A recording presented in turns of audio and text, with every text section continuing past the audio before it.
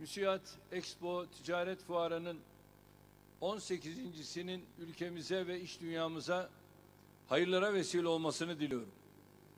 Salgın dönemi sebebiyle fuarın ve fuar kapsamında yapılan etkinliklerin bir kısmı fiziki, bir kısmı çevrim içi olarak gerçekleştirilecek. Bu yönüyle hibrit diyebileceğimiz fuarın tamam diye ifade ettiğimiz temizlik, maske, mesafe kurallarına uygun şekilde icra edilmesinden memnuniyet duyuyorum. Ülke olarak hem milletimizin sağlığını korumaya hem de üretimin ve istihdamın aksamadan yürümesini temin etmeye çalışıyoruz. Bu ikisini birlikte başarıp salgın sürecinden güçlenerek çıkabileceğimize inanıyorum. Böyle zor bir dönemde böyle büyük bir organizasyonun yapılmasının ve bizim de bizzat iştirak etmemizin sebebi işte budur. Bugün atacağımız tohumların yarın vereceği meyveleri toplayabilmek için elimizdeki tüm imkanları kullanmamız gereken bir dönemden geçiyoruz. Şartları en doğru şekilde değerlendirerek bu süreci fırsata dönüştürmekte kararlıyız. Salgınla mücadele konusunda gereken her şeyi zaten yapıyor, bilim insanlarımızın tavsiyeleri doğrultusunda atılması gereken adımları da atıyoruz. Dünyanın en gelişmiş ülkelerinin dahi çaresiz kaldığı salgınla mücadele çalışmalarında Türkiye pozitif yönde ayrışarak altyapısının gücünü ortaya koymuştur. Salgının ikinci dalgasının tüm dünyayı kasıp kavurduğu bir dönemde de nispeten daha iyi bir görünüme sahibiz. Ekonomi tarafında da her kesime yönelik desteklerle salgının yol açtığı sıkıntıları azaltmaya, paylaşmaya çalışıyoruz. Devlet olarak tüm imkanları seferber ederek üretimi, ihracatı, ticareti, istihdamı ayakta tutuyoruz.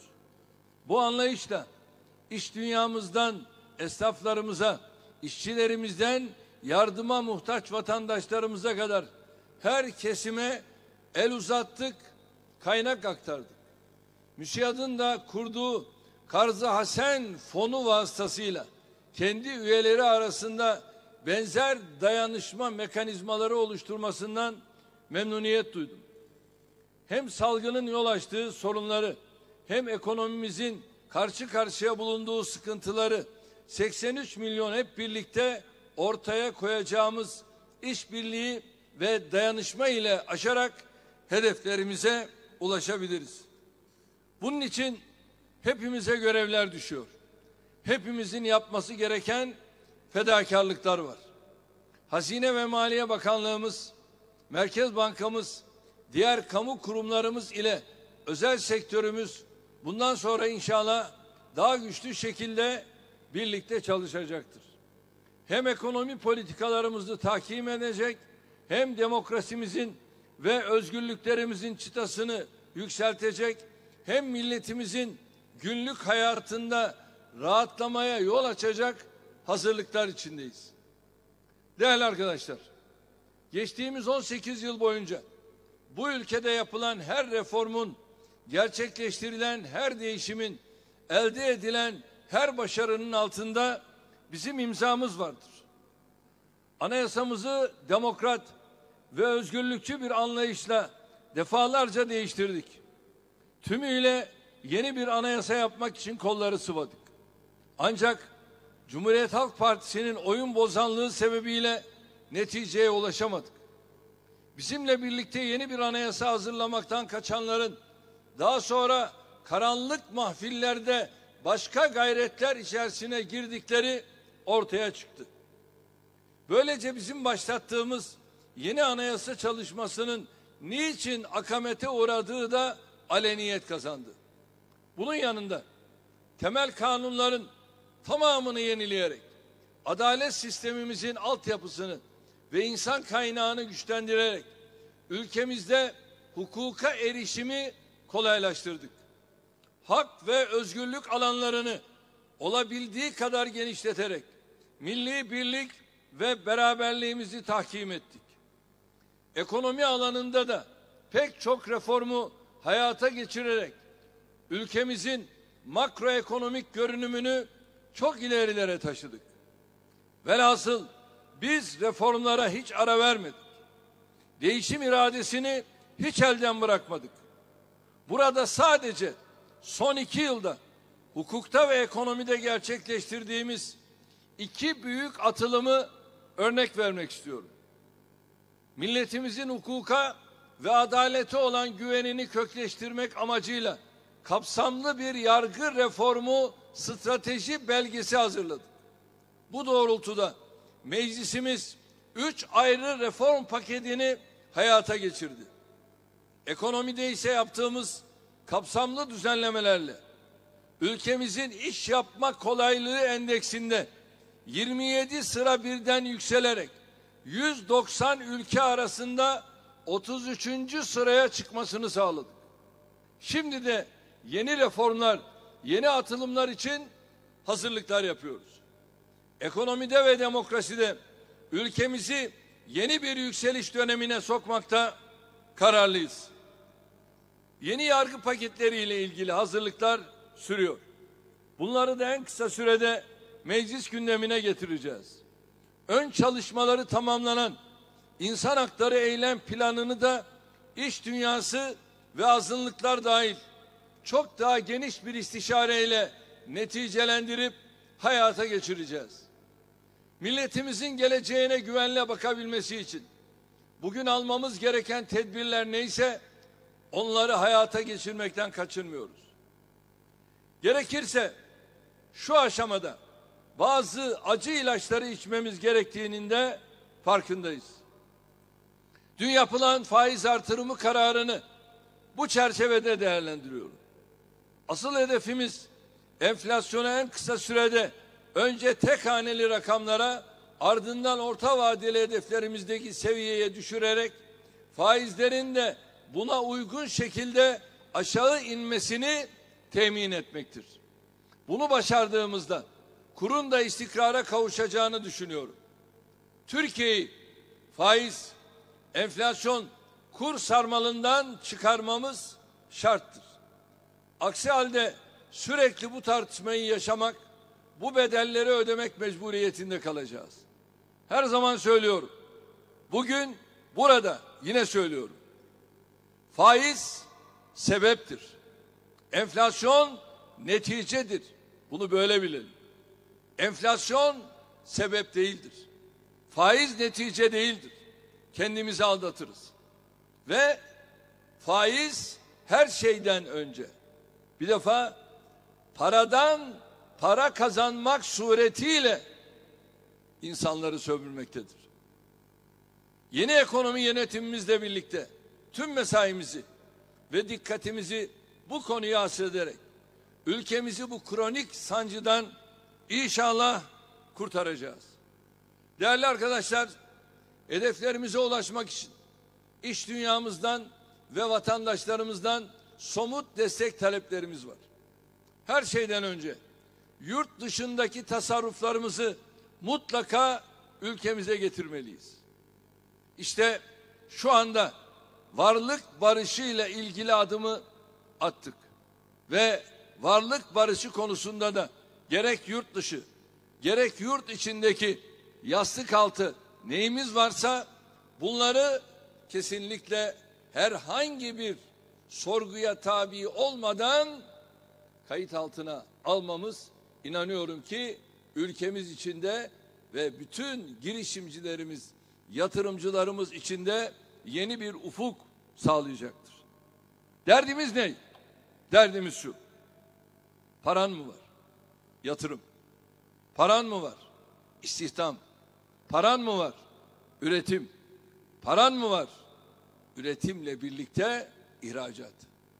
Ve bütün biz bu dörtlü mekanizmayı çalıştırdığımız zaman inanıyorum ki hep birlikte ayağa kalkacağız. Yerli ve uluslararası girişimcileri harekete geçirerek üretim ve istihdamda kalıcı sonuçlar doğuracak yatırımların hızlanmasını temin edeceğiz.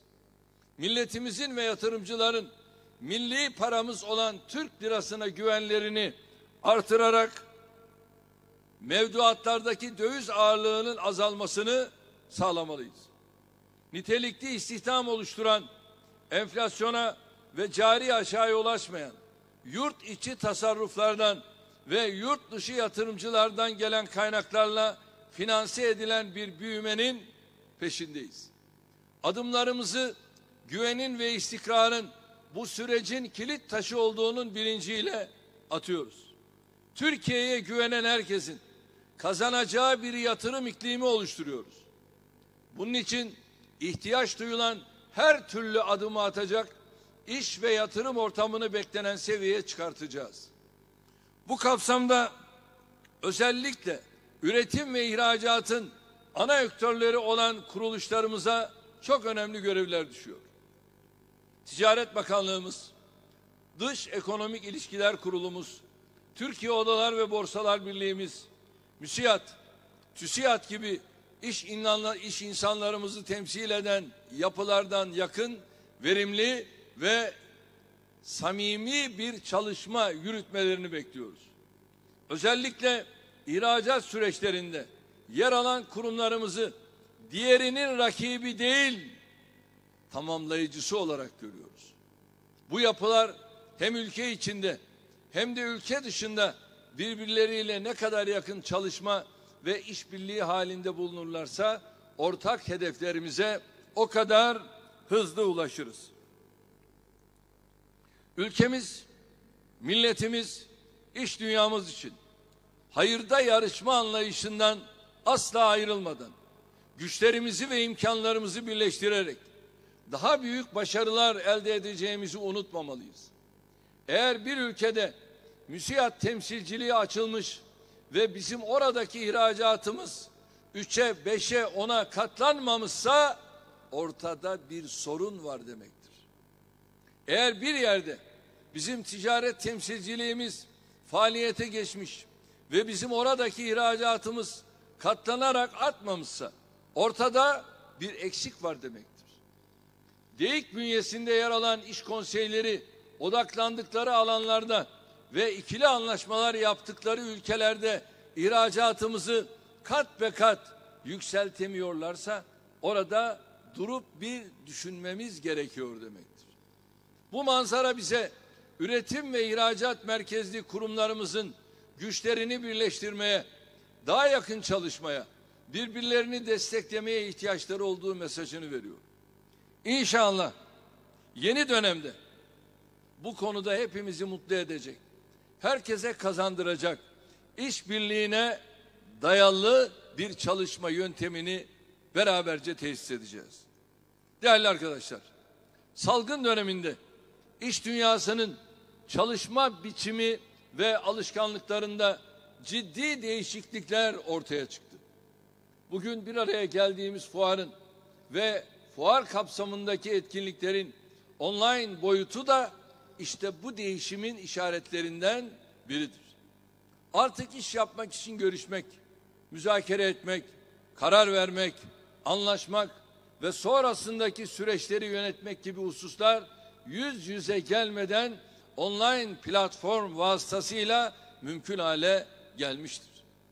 Salgının sona ermesinden sonra da vakit ve maliyet avantajları olan bu yöntemin yaygın şekilde kullanılmaya devam edileceği anlaşılıyor. Tabii burada çok önemli bir sorunun çözülmesi gerekiyor. Bu sorun yüz yüze gelmeyen, fiziki inceleme ve kontrol yapamayan alıcı ile satıcı arasındaki güven ilişkisinin nasıl tesis edileceğidir. İşte bu noktada DEİK ve MÜSİAD gibi kuruluşlarımıza çok büyük görevler düşüyor. Bu kurumlarımız oluşturacakları güven verici bilgilendirme mekanizmalarıyla alıcı satıcı arasındaki fiziki temas eksiğini kapatabilirler. Şayet bunu sizler yapmazsanız dışarıdan birileri benzer mekanizmaları kurar, sizler de bedelini ödeyerek o hizmeti almak zorunda kalırsınız. Yeni dönemin fırsatlarını değerlendirebilmek için üretim ve ihracat merkezli kuruluşların yapılarını, standartlarını, kanallarını hızla gözden geçirerek ihtiyaca cevap verecek hale getirmeleri şarttır. Biz Türkiye'nin gücüne, potansiyeline, geleceğine inanan herkesle birlikte bu yolda yürümeye hazırız. Küresel ekonomide yaşanan değişimi lehimize çevirebilecek her adıma destek vereceğiz. Yatırım, üretim, ihracat, istihdam için harekete geçen herkesin yanında yer aldık, almayı sürdüreceğiz. Mevcut imkanları daha üst seviyede kullanarak, yeni yatırımlarla üretim ve ihracat kapasitemizi artırarak, tasarımından imalatına kadar her aşamasında yüksek teknolojiye geçişi sağlayarak inşallah bu süreci başarıya ulaştıracağız. Ülkemizin 81 vilayetinin her biri bu seferberlikte yer almak için can atmaktadır. İş dünyamızın bu potansiyeli kullanacak birikime, ferasete, kabiliyete ve azme sahip olduğuna inanıyorum. Sizlerin huzurunda bir kez daha Türkiye'nin büyümesi, güçlenmesi, kalkınması için taş üstüne taş koyan herkesten Allah razı olsun diyorum. MÜSİAD'a milletimizin bu potansiyelini harekete geçiren iş insanlarımızı bir araya getirdiği ve giderek büyüyen organizasyonuyla desteklediği için teşekkür ediyorum. Fuarımızın başarılı geçmesini diliyor. Sizleri bir kez daha sevgiyle, saygıyla selamlıyorum. Kalın sağlıcakla. Cumhurbaşkanımız Sayın Recep Tayyip Erdoğan'a konuşmaları için teşekkür ediyor ve zat devletlerine bir müddet sahnede misafir ediyoruz. Sayın Cumhurbaşkanımız izniniz olursa günün anısına hediyelerini takdim etmek üzere MÜSİAD Genel Başkan Vekili Sayın Ali Reis Topçu ve MÜSİAD Genel Başkan Yardımcısı Sayın Mehmet Akif Özyurt'u sahneye davet ediyorum. Buyurunuz lütfen.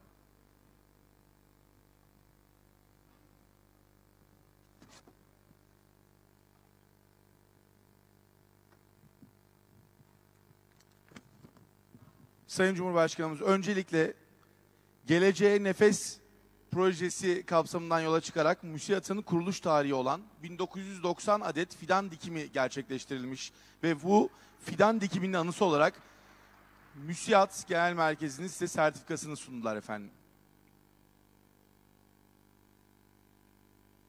Şimdi de Hattat Bilal Akkaya'nın yapmış olduğu ve üzerinde "Ya Hafız, ey koruyup kollayan" yazan tablo sizlere hediye edilmekte. Çok teşekkür ediyoruz. Ve günün anısına aile fotoğrafı için